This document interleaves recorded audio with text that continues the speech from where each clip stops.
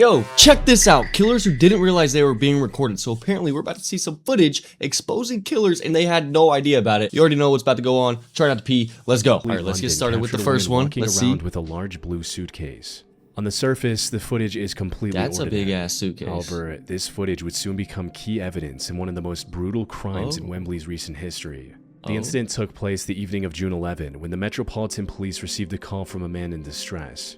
He was a temporary resident at a house on Chaplin Road, and according to him, the owner of the house, a 67-year-old woman who went by Deborah, was missing.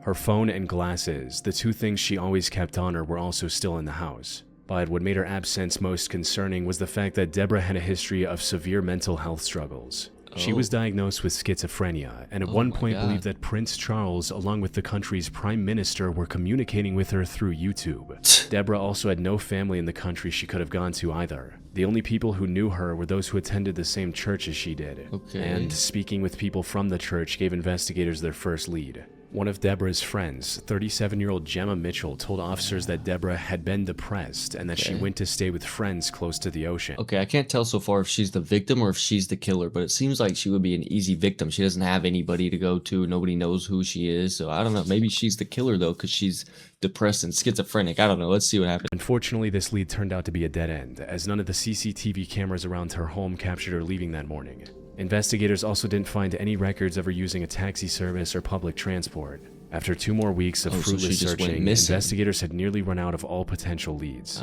They needed a breakthrough, or the case risked going unsolved forever. Fortunately, the search finally reached its end on June 27, but in the way investigators feared most. Hi, I just found a body. Oh, go ahead, caller. What's your emergency? I just found a body. Right, okay. A body, is it? Are they breathing? No, they're dead. They look like they've possibly been there like a few days or something. Why is she so calm? A hiker discovered the remains of Deborah on a wooden path next to Bennett Road in Sulcombe, Devon, over 200 miles from her home in Wembley. The worst part about this discovery, however, was the condition investigators found her in. This wasn't a case of going for a hike and having an accident. Instead, someone had surgically decapitated her head, which was later discovered about 30 feet away from the rest of her body. Autopsy results also showed signs of blunt force trauma to the head. With that, the case shifted from a missing person search to a homicide investigation. However, finding the culprit was going to be easier said than done, largely because Deborah never gave anyone a reason to take her life. Despite her mental health struggles, everyone who knew her described her as extremely kind and compassionate. What did that old lady do? She must have done something crazy to have someone decapitate her. So far, this is pretty creepy, but we haven't seen the footage that exposed the killer. I wonder, is it going to be like a Ring doorbell or something? Or like just like some security cameras or something? To pay rent. But while investigating those closest to her, investigators noticed something suspicious about Gemma. Is it her? CCTV cameras captured Gemma walking toward Deborah's home. Don't tell me she's in that body. On the morning of June 11, the same Don't day tell me she she's went in the missing at around suitcase. 6:30 a.m. Hours later, the same cameras captured Gemma Two walking suitcases? back, this time with 2 suitcases. She was also struggling more to roll the suitcases, suggesting that, unlike before, they were now heavy. Oh, so she walked in somewhere with 1 suitcase, and it was light. She was just like carrying around like nothing. And then she walked out of wherever she went with 2 suitcases, and they're super heavy. There's a body in there. Oh my god. This made Gemma the primary suspect in Deborah's murder, It's prompting her. investigators to look into her more closely, which turned out to be the right move. On the 26th of June, CCTV cameras captured her struggling to load the same blue suitcases into the back of a rental car. She then drove to the same road where Deborah's remains were found a day later. This was enough evidence for the police to obtain a warrant and arrest Gemma on July 6th. Yep. Oh my god. Oh my god. Police! Hello there. Hello, how are you? Yeah, good. There's no answer. Dude, they broke her door down and she walks up like, hey, how are you? What? Dude, you just got your door busted down by the police. Why are you so calm? Wait, what's your name? Sorry, we were asleep. I'm trying to go to sleep. Yeah, I know. Okay, Gemma. Just give me a second. Sure, Come on, come on a second. Sorry, can I ask Gemma, do you want to come out? Yeah, sure. Yeah, just wait a second. Hand just over to your hands. All right, Gemma, at this moment, I'm arresting you on suspicion of murder. Gemma didn't even try to plead her innocence and went with the officers without any resistance, almost as if she was already expecting them to some extent. Was she supposed to She also remained resist? silent at the station, answering every question with a cold no comment. But now that she was under arrest, authorities were able to search her home, and it wasn't long before everything became clear. You see, Gemma lived with her mother in their home on Bronsbury Park. The house was worth over £4 million, Oh my but it was in God. rough shape.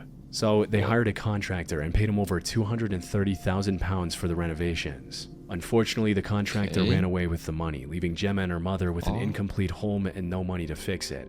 That's where Deborah stepped in. She knew Gemma from church and considered her a friend. So after learning about her struggle, Deborah offered to pay over £200,000 for the renovations. No. However, in early 2021, Deborah was admitted to a mental facility where she received treatment for her schizophrenia. This treatment seemed to be very effective, as she was now thinking a lot more clearly. It also resulted in her reconsidering her offer to Gemma and withdrawing it completely by early June. She instead told Gemma to sell the house and use the money to live a good life. Phone Makes records sense. revealed a Nah, this Gemma girl's tweaking because Deborah, or whatever the old lady's name was at first like, I'll help you out, I'll give you money. And then it turns out she was sick. She was like messed up in the head. So they admitted her to the hospital. And then when she got out of the hospital, she was better. And she was like, yeah, actually, it's not a good idea. Maybe you should just sell your $4 million house and then just go buy some crappy house and live a good life. And then you decapitated her? What? Until you sold house, I won't want you to come to me or my house. I'm stressed to the core. However, Gemma did not take this kindly. And on the 11th of June, she went to Deborah's home with the intention of ending her life. After committing the crime, she stuffed Deborah's remains in the suitcase and brought it back home, which is why it looked much heavier on the way back, before disposing of her remains in Solcombe 2 weeks later. Her true motive also came to light when investigators discovered a forged will in Gemma's home, naming her and her mother as the sole beneficiaries of Deborah's entire estate. All of this was more than enough evidence to convict Gemma. She stood trial on October 2020. What is he? What? What is on his head, bro? Was sentenced to life in prison with a minimum of 34 years behind bars. Yeah, you deserve it. Okay, we're about to see what the next one is. On July 7th, 2021, Oh, look at this guy. 23-year-old Chandler looks Halderson cool. went to the local sheriff's office and filed a missing person report for his parents, 50-year-old Bart and 53-year-old Krista. Dude. According to Chandler, the two had gone to their family cabin in White Lake on July 2nd to spend the weekend. The last contact he had with them was a message from Krista writing, "Made it safely, can't get anything through, and yes, it's packed. Going to White Lake today for the parade, and we'll come home Monday night/Tuesday early. Love you lots." Okay. It was Wednesday now, and the two had It's still normal. not returned. Their phones were also Dude. going straight to voicemail, leaving Chandler with no way to This is determine so their current sad. whereabouts. Now, the simplest explanation was that they simply decided to extend their stay, and that they weren't able to inform Chandler because of the bad cell signal at the cabin. Makes sense. Which Dude, imagine having to go to the police to tell them that your parents are missing and then you find out they're dead. Oh my god. This is so sad. Let's see what happens. was a known issue. However, this was completely out of character for them. Bart was extremely punctual and responsible, and Krista was on the verge of losing her job if she didn't return soon. Chandler was understandably worried about the safety of his parents. Yeah. To make matters more complicated, they didn't go to the cabin on their own. Instead, they were apparently picked up by friends that Chandler didn't know about. Officers quickly began looking for the couple while Chandler reached out to local media, hoping someone with information on Bart and Krista might come forward. The most obvious place to look for them was the cabin, but when officers arrived at the location, they were surprised to see it completely empty. They had to break open the front door only to find zero signs of recent activity. It seemed like Bart and never made Krista it. never made it to the cabin. I just said But that. if that was the case, why did Krista tell Chandler that they made it safely in her text? Oh. In the meantime, Chandler turned to the neighbors to check if any of their doorbell cameras captured anything about Bart and Krista. Oh, they're gonna But see the that didn't footage. prove very useful either. Oh. Without any other Okay. leads, investigators went back to the Halderson home to look for any clues. They also brought Chandler in for questioning since he was the last person who saw the couple. Though, until now, Chandler appeared to be a perfect son. Despite living with his parents, Chandler was doing very well for himself. No way it was He had already him. gained valuable work experience in several different fields at just 23 years old, and had even NASA? received a job offer from SpaceX. Oh my God. Unfortunately, before he could accept the offer, he accidentally fell down the stairs. This resulted in him sustaining severe nerve damage in the legs, forcing him to reject the SpaceX. Bro fell down the stairs and broke his neck, and now he can't get a job with Elon Musk. Are you kidding me, dude? And focus on recovery. He had also been very cooperative with the police up until this point, but as it turned I would out, be the depressed concerned too. look on his face was nothing but a complete lie. His behavior started becoming suspicious as soon as he was brought in for questioning. Not realizing he was being recorded, Chandler was seen in the interrogation room putting his head up against the wall, almost as if he was trying to listen in on what the detectives Dude. knew, likely so he could adjust his story Bro. accordingly. The investigators searching his home also discovered some rather concerning evidence. This included things like missing floor tiles and cabinets from the kitchen, a broken glass pane from the fireplace, and most concerningly, splatters of recently cleaned blood all throughout the house. Oh. However, Chandler seemed to have an excuse for everything. He blamed the missing tiles and cabinets on renovations, and claimed the fireplace glass broke while playing with one of his dogs using a tennis ball. As for the blood, Chandler claimed that it came from Krista having excessive nosebleeds, and from Bart getting a deep cut on his leg while doing some repair work at home. But investigators were starting to notice some inconsistencies in his statements. For instance, at one point during the interview, Chandler claimed that he couldn't drive because of his leg injuries. But not long after, he mentioned driving to multiple places to celebrate the 4th of July holiday. However, despite their suspicion, investigators had no proof of any foul play from Chandler. That is, until they received a call from a woman named Cress. She was a family acquaintance of Chandler's girlfriend Catherine, and the two had actually gone to her place for dinner on the 4th of July. According to Cress, Chandler visited her farm in Cottage Grove on July 3rd, asking to use her pool. She said yes and went on with her day. But when she came back to check on him an hour later, he wasn't in the pool. Instead, his car was backed up to a wooded area next to the farm, and its trunk was open. Investigators rushed to the location she provided, and not far into the wooded area, they found the dismembered remains of Bart Halderson, wrapped in a tarp and hidden under some foliage. Around the same time, a different group of investigators discovered doorbell camera footage that showed the Halderson home in plain view. According to this footage, Bart and Krista never stepped foot outside on the morning of July 2nd. In other words, the story of the mystery friends picking them up was a complete lie. But when confronted with this evidence, Chandler stopped talking and asked for a lawyer. You know what happened. We're not going to tell you what happened. You know what happened. You were there when it happened. We're not BSing you, okay? I wasn't there when it happened. Can I? We know more than you think we know. I understand. But There's people that have told us things. We have evidence. We have proof. More has happened. Okay. He's like, oh. So your parents never made it to the cabin, and I think you know that. Uh-oh.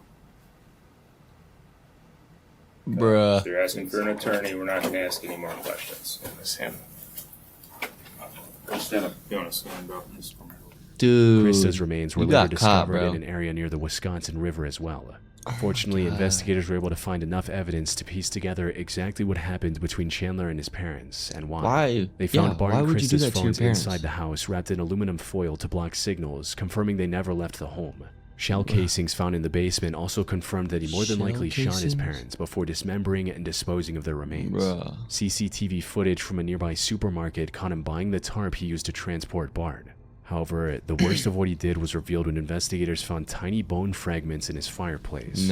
You see, at around 3 a.m. the night of, a neighbor's doorbell camera captured a strange light coming from the Haldersons' home. It got extremely bright before going out. Put simply, this bright light his neighbor's camera captured came from Chandler trying to cremate his parents. But the fire likely got out of hand and shattered the glass pane, resulting in him abandoning that idea.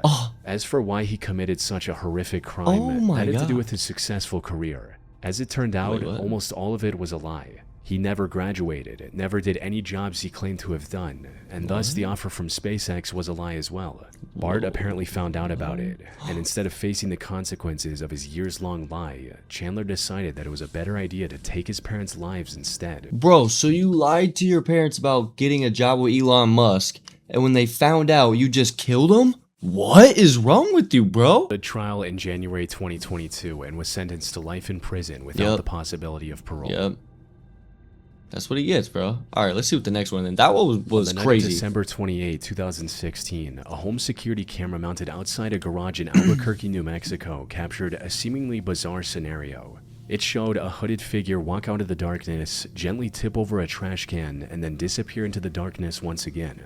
Not long after, the resident of the home noticed the trash can and came to pick it back up before walking back inside. The camera then captured the light from the garage door getting dimmer as it closed. But before it closed all the way, the door seemed to open again with a flashing light illuminating the driveway.